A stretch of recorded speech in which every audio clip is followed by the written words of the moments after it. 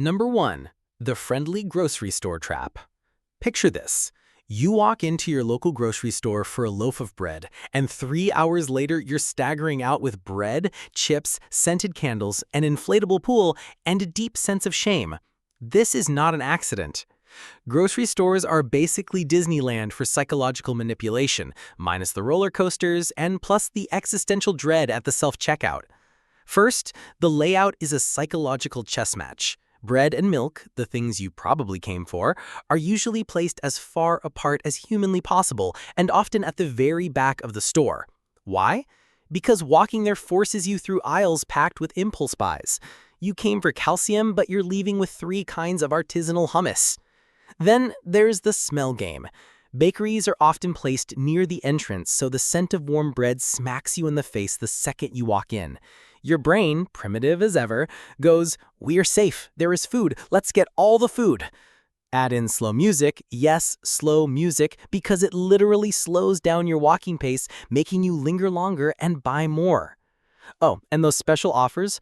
Often placed at the end of aisles, which is prime real estate for catching your lizard brain mid-scroll. Most aren't even real discounts. They just slap a big yellow tag on it so you feel like you've outsmarted the system. Spoiler? You didn't. Basically, your grocery store is a masterclass in gentle mind control. And the bread you bought? Yeah, that was just the entry fee. Number 2. The furniture store maze. Ever wondered why IKEA feels less like a store and more like a hostage situation with meatballs? That's because it's literally designed to trap you. No, really. Furniture stores, especially the big ones, are laid out like a maze, forcing you to follow a specific path past every single thing they sell. You think you're in control? But nope, there's an invisible psychological leash around your brain. Each room setup is a tiny stage play showing you the life you could have if you just bought the right lamp and a rug that somehow costs more than your rent. The lighting is warm, the colors are coordinated, and suddenly your messy apartment looks like a crime scene by comparison. Even the little shortcut signs in IKEA, carefully placed so you don't really skip much. And those cheap bins of spatulas and mugs near the checkout, that's called the Bula Bula Zone, a fancy name for here's some random crap you didn't know you needed but now must have because it's only $1.99. It's a psychological obstacle course, and you're the rat in the experiment. The cheese? Cinnamon rolls. The maze? Your Saturday afternoon. Number 3. The color-coded sale signs scam. Here's a fun fact. The color red makes your brain panic. That's why sales signs are red. Red means urgency. Red means danger. Red means if you don't buy this now, you will die in the cold alone without a $30 toaster. Marketers have been using color psychology forever, and we barely notice. Fast food restaurants use red and yellow together because the combo triggers hunger and speed. Eat fast, leave fast, make room for the next customer. Clearance signs? Always red. Discounts? Red. Final sale? Red and in all caps, just in case your brain wasn't already sweating. And here's the kicker. Sometimes the sale price is exactly the same as the original price. They just add the red sign and your caveman brain goes, "This is a limited time survival resource." Congratulations, you've just been tricked into buying socks you didn't need because they were only $5. Your wallet is bleeding. And fittingly, so are the signs. Number 4. The strategic coffee shop playlist. Ever notice how coffee shops have this weird ability to make you feel like lingering just a little longer than you planned? That's not a coincidence. It's the playlist. Those calm, mid-tempo indie tracks, pure business strategy. Here's the thing. Music tempo affects your behavior. Slow, chill tracks make you relax, sit, and crucially, order another $6 latte while working on your laptop. Faster, upbeat music? That's for busy hours when they need to turn tables faster. It's a sonic cattle prod for your wallet. And then there's the soundscape. You know that gentle clinking of cups, the hiss of the espresso machine, and the soft hum of conversation? That's acoustic branding. Your brain starts linking that background noise to comfort, productivity, or creativity. So the next time you feel like treating yourself or getting work done, your body just walks you straight back into the overpriced caffeine trap. By the way, the comfy chairs near the window? Yeah, those are limited on purpose, because nothing says buy one more croissant like fighting for prime real estate with the guy writing his memoir on a typewriter. Number 5, the manipulative thermostat. You've probably been a victim of temperature mind control without realizing it. Retail stores, casinos, even certain offices set their thermostat to influence your behavior. Too warm, and people get sleepy and sluggish. Great for making you hang around longer. Too cold, and people move quickly, make decisions faster, and, well, buy stuff impulsively. There's actual research showing that cooler environments make you more likely to choose comfort purchases, cozy sweaters, warm drinks, etc. Meanwhile, slightly warmer settings are used in places like casinos to keep people relaxed and less aware of time. That's why your favorite clothing store feels like a walk-in freezer in summer. They want you grabbing the nearest jacket without overthinking it. And the moment you step outside into the heat, you're hugging that jacket like it's a long-lost friend, completely forgetting you didn't even need one. Basically, you're a thermostat-controlled puppet, and the puppet master has your credit card. Number 6, the shopping cart conspiracy. You might think shopping carts exist for convenience. Nope, they exist to make your wallet lighter. Back in the 1930s, stores introduced bigger carts to encourage people to buy more. Guess what? Sales went up. Like, a lot. Today's carts are absurdly huge compared to what they were even 20 years ago. Ever noticed how weirdly empty your cart looks even when you've got 10 items in it? That's the point. Empty space makes you feel like you haven't bought enough. Your brain says, oh, there's room for more. And suddenly you're buying decorative throw pillows shaped like avocados. Even the way carts roll is strategic. The wheels are designed to glide easily so you don't feel the physical weight of your purchases. You could be pushing enough groceries to feed a small army, and it still feels like you're just taking a baby stroller for a walk. It's not a cart. It's a mobile shopping addiction amplifier. Number 7, the subtle shelf placement scheme. You think you're choosing your cereal based on taste or price. Cute. In reality, you're choosing based on where the box sits on the shelf. Eye-level space is prime real estate in retail, and brands literally pay for it. It's called a slotting fee. That's why the flashy, sugar-loaded cereals are right where your gaze lands, while the healthy, boring ones are down near your ankles. Kid products? Those go on child eye level. So little Timmy can lock eyes with the cartoon tiger and start the "can we get this" chant before you've even blinked. Meanwhile, store brands are often placed up high or way down low because bending over to grab them is just enough of a deterrent for most shoppers. This works so well that supermarkets actually redesign shelf layouts seasonally to keep you from memorizing them. If you know where everything is, you shop too fast. If you're wandering around, you're buying snacks you didn't plan on. In short, your grocery trip is basically a puppet show, and the shelf is pulling your strings. Number 8, the menu mind games. Restaurants aren't just feeding you. They're Jedi mind tricking you into ordering more expensive stuff. Menus are designed with menu engineering techniques, which sounds like something from NASA, but is really just psychological warfare with appetizers. First, the anchor price trick. Put one ridiculously expensive dish at the top, and suddenly everything else looks reasonable.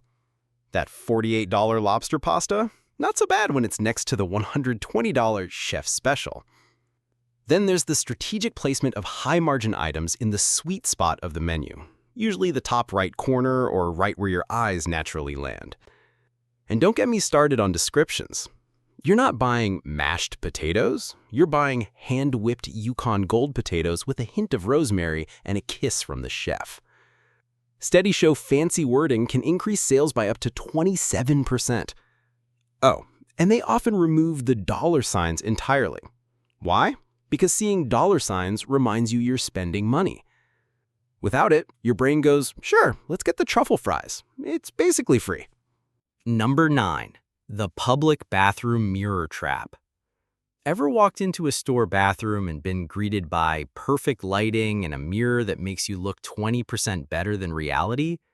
That's on purpose. Clothing stores and high-end malls sometimes use slightly warmer lighting and strategically tilted mirrors to boost your self-image, literally. When you feel attractive, you're more confident, and confident people spend more money.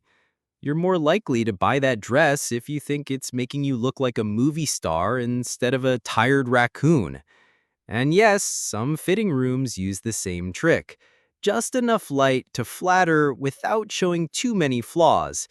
It's a silent pep talk that ends with, treat yourself, and suddenly you're swiping your card like you're in a rom-com makeover montage. Number 10. The Casino Time Blackout. Casinos are basically PhD-level professors in environmental manipulation. One of their oldest tricks? Make time disappear. No windows, no clocks. Just endless blinking lights, soothing background noise, and the occasional ding-ding-ding of someone allegedly winning big. Without time cues, your internal clock gets scrambled. You don't know if it's been 30 minutes or 3 hours, and your brain's like, guess we'll just keep playing. Add in a cocktail waitress magically appearing right when you're about to stand up, and you've got the perfect loop. Sit, drink, gamble, repeat. They even pump in extra oxygen to keep you alert and push the temperature into that sweet spot where you're comfortable enough to stay, but not sleepy enough to leave. It's like being in a very expensive terrarium. You're the exotic animal, and your wallet is the rare food source they're cultivating. Number 11. The Fast Food Architecture Ambush. Ever notice how some fast food places have hard seats, bright lighting, and loud colors like red and yellow everywhere? That's not bad design. That's intentional discomfort. These colors make you eat faster and feel slightly restless, which is perfect for getting you in and out so they can seat the next customer. But here's the plot twist. The same brands will flip to comfy chairs and softer lighting in certain locations like urban cafes to make you linger longer and order more. It's environmental mood control tailored to the business model of that specific store. Even drive-through speaker placement is engineered. They make sure you can't pull up close enough to see the menu clearly before you're asked for your order. You'll pick something you already know, which is usually a high-margin combo meal. It's not food service, it's a psychological pit stop with fries. Number 12. The just one more streaming scroll. Okay, technically this one's not a physical object, but it's a digital object in your hand, so it counts. Streaming platforms like Netflix, Hulu, and YouTube don't just suggest shows you might like. They design the autoplay, preview windows, and scroll mechanics to keep you hooked. That endless scroll of thumbnails? That's a variable reward system, the same thing slot machines use.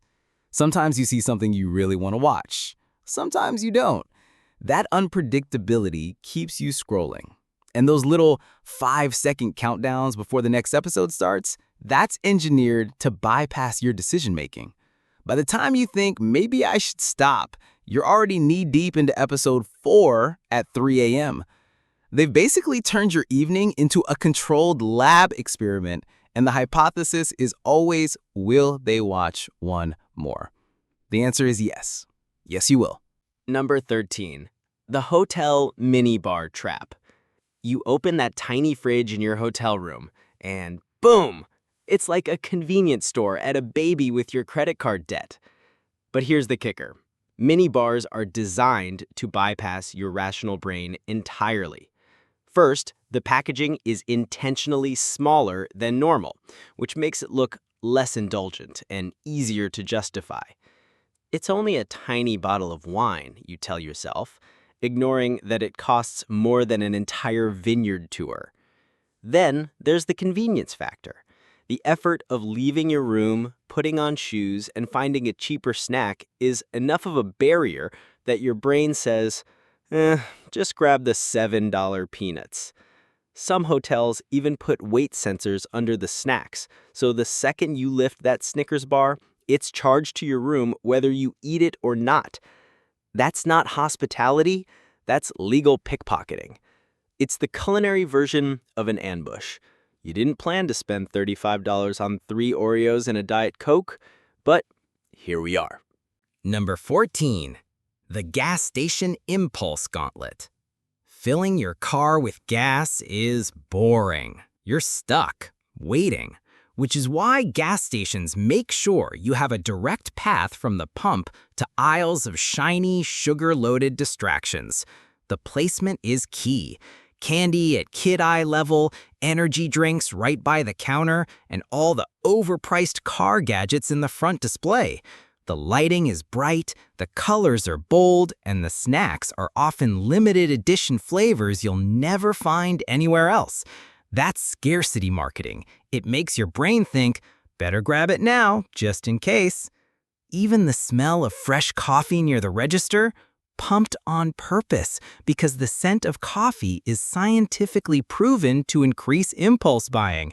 You came for unleaded, you're leaving with 2 donuts and a keychain shaped like a taco. Number 15. The luxury store pressure bubble. Luxury shops aren't just selling you stuff. They're selling you an experience designed to make you spend like you have a yacht parked outside. First, the door greeter. They're not just being polite.